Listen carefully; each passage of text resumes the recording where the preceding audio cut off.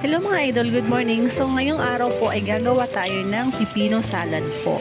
So madali lang ito mga idol. So mag-start na tayo. Balatan natin yung pipino. Isang pirasong pipino lang ginawa ko mga idol. Depende na sa inyo kung ilang piraso ang pipino na gawin yung salad. Hiwa-hiwain natin, pabilog. Depende sa inyo kung square. So ilagay natin sa mangkok mga idol. Tapos maghiwa tayo ng sibuyas. Sibuyas na puti. Pwede naman pula.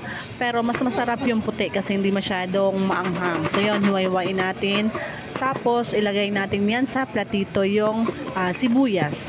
Ngayon naman, gagawa na tayo ng sauce niya mga idol. So, tansya-tansya lang yung ginawa ko sa mayonnaise kasi isang piraso lang naman. Lagay tayo ng suka, tapos paminta, konting paminta, tapos 2 kutsara na asukal mga idol. So, lagyan natin ng konting asin, tapos imimix na yan, mikos-mekos na yan mga idol. So, hanggang sa matunaw yung asukal.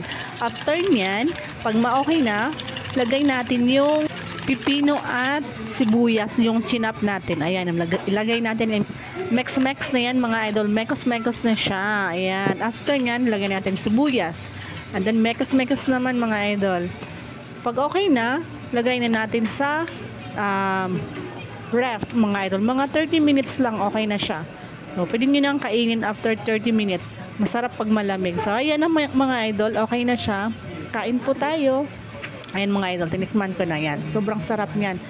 Subukan niyo po mga idol. Sobrang sarap niya talaga. Katamtaman lang yung tamis. Okay naman yun yung asim niya kasi konti lang yung suka na nilagay ko mga idol. Yun. Sobrang sarap niya talaga mga idol.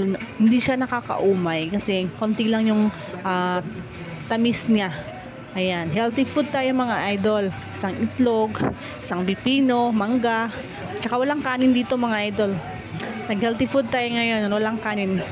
Tapos isda, mangga, pipino, tsaka isang itlog. Yun.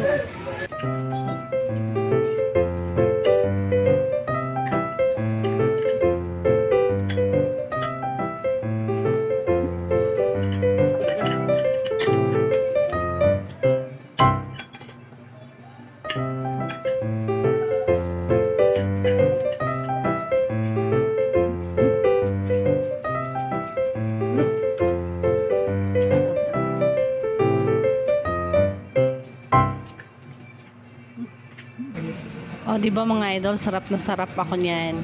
Ayan. So yung pusa ko hindi na makahintay, nanginginan ng pagkain. So yan, tapos na ako mga idol. Salamat.